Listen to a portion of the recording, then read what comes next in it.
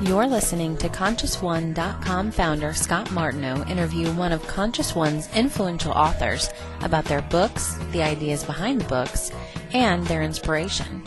Find out more about Scott and the numerous Conscious One authors at www.ConsciousOne.com.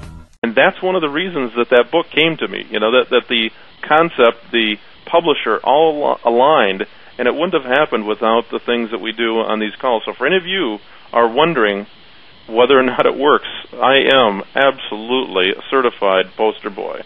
Well, and we can add to that by adding, if you combine the spiritual steps and practices in Heart's Desire with learning to balance your body energetically so that you can actually raise your vibration. Mm-hmm. What happens is exactly what you just said. You begin to become an attractive force. Yep. So the whole quality of your life turns around. Most of us lead our lives to a very kind of willful and fearful ego.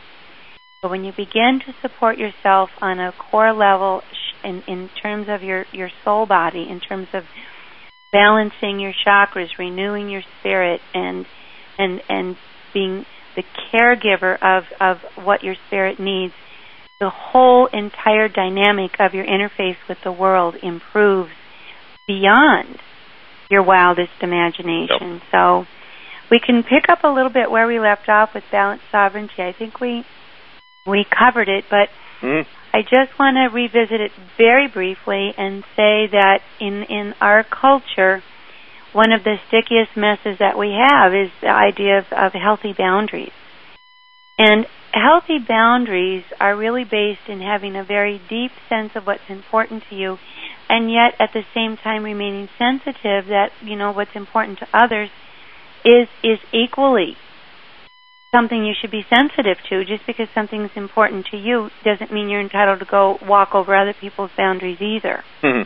And let's think of the idea, we go from either dependence, very needy, to independence, which is I'm completely the Lone Ranger, but the balanced sovereignty is called interdependence, where we give and take with those around us in a healthy and clear communicating way. So one of the exercises that I think is important is to practice with friends or practice with neutral people or even practice on the chat room, asking for what you need in a way that doesn't sound defensive or bossy or diminishes you.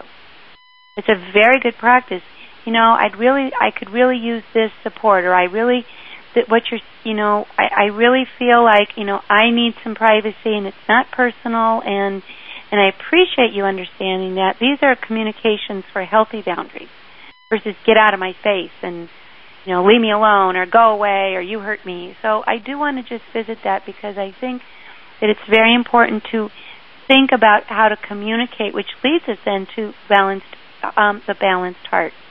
I just did a very intense training this weekend, level 2 certification training, and we really worked intensely on the balanced heart and understanding that the root of the balanced heart is self-love. And I really invite my students listening to this call to do the same thing I invited my students to do this past weekend. Contemplate taking a vow of self-love and realizing that when you take a vow, it requires discipline and faithfulness and real practice and really prioritizing things in your life. So if you can really take a vow for self-love, and I'm not talking about narcissism, and I'm not talking about, becoming just totally self-indulgent, but just having some genuine appreciation and compassion and sensitivity for yourself. And then letting that vow resonate outward so that you can also take, a heart-based approach to life and others. What people don't realize that I try to teach them in my courses is we're all extremely sensitive beings, and we get defended because we are so sensitive and we don't want to be hurt. But if you take a vow of real self-love and love for others, and I'm not talking about that sort of syrupy, sweet, oh, I love you, romantic love, which is not at all productive, but really love for the same love you'd have for a pet, or the same love you'd have for a beautiful garden, or some work of art, or your children, or that genuine willingness to understand and be a little more patient and compassionate. And you have just listened to a portion of an author interview with Scott Martineau of ConsciousOne.com.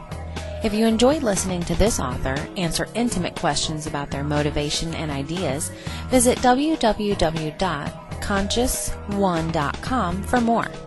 You can get more information on the authors, choose from several inspirational products, and view unique Wisdom Flash videos. Visit www.ConsciousOne.com.